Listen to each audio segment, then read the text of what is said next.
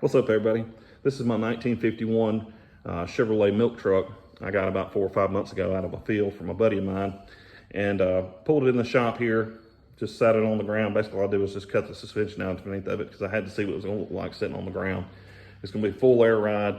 Right now, I'm kind of in the parts gathering phase of the project. Just kind of wanted to go to a walk around, show you guys what I've gathered, kind of what my plan is going forward, and just kind of let you guys share in what I'm doing here if you're interested.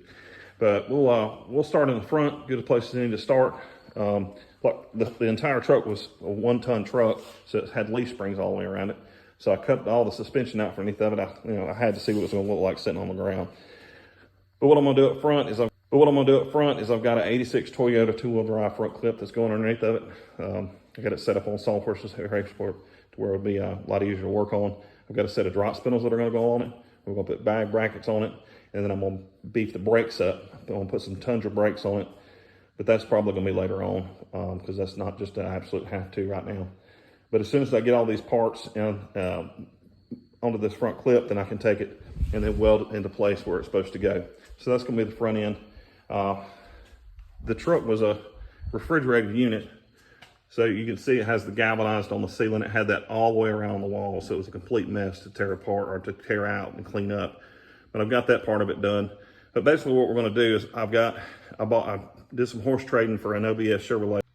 So this is the truck that I got to get the back half off of. Like I said, I already yanked the rear end out from underneath of it, but it's got a complete C-notch. It's got all the mounts and everything for that rear end, so I'll just bolt it back in.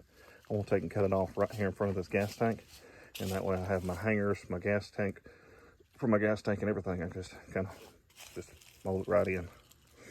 So I know a lot of people are like, "You gonna cut that truck up?" It don't mean anything to me. I just need the parts off of it. So anyways, the suspension plan, and then I've got an LS that's going to go in it. Nothing special about that.